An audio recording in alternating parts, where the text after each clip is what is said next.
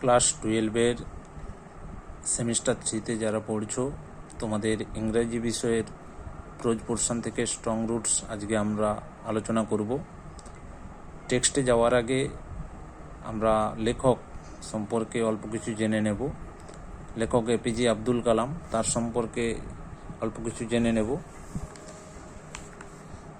APJ Abdul কালামের full name রয়েছে, দেখো, আবুল ফকির জৈনুল আবদিন আব্দুল কালাম। তিনি পরিচিত হিসাবে the missile man of India.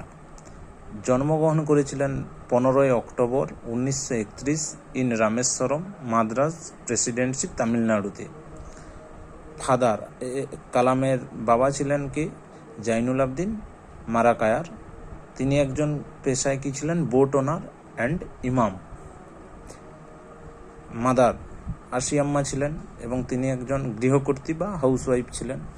Profession APJ Abdul কালাম পেশাগত হিসাবে aerospace scientist and science administrator. এছাড়াও তিনি ছিলেন পোয়েট, অথার, স্পিকার।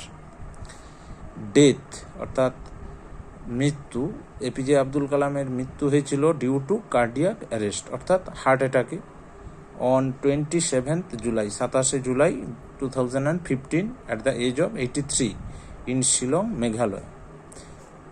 ঠিক আছে, এটা হয়েছে আমরা এপিজে আব্দুল কালাম অর্থাৎ অথার সম্পর্কে জানলাম। এরপর আমাদের যে প্রোজটা রয়েছে স্ট্রং রুটস, সেটার সম্পর্কে একটু জেনে নিতে হবে। সোর্সটা কোথায় না, the first chapter of Wings of Fire. Wings of Fire হচ্ছে a collection of prose works written by APJ Abdul Kalam. সেখান থেকে একটা এক্সট্রাক্ট হচ্ছে স্ট্রং রুটস। আর স্ট্রং রুটসের টাইপটা হচ্ছে কি, an autobiography of Kalam. Autobiography মানে কি, আত্মজীবনী। ঠিক আছে, আত্মজীবনী।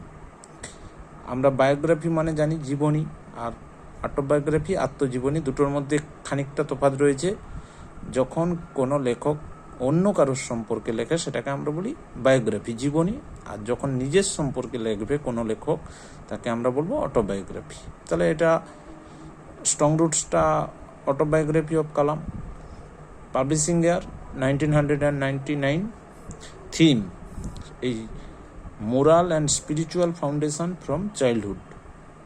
সেটিংটা কি, রামেশ্বরম, তামিলনাড়ু।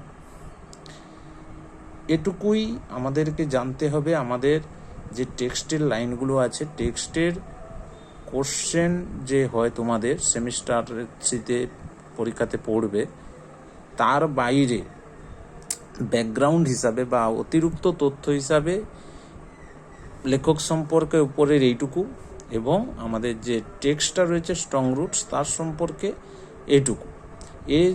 এখানে যে তথ্যগুলোই দেওয়া আছে, এর বাইরে তোমাদের জানার দরকার নেই, এটুকুই জানবে। এরপর আমরা টেক্সট পাটে পাটে পড়ব। ঠিক আছে।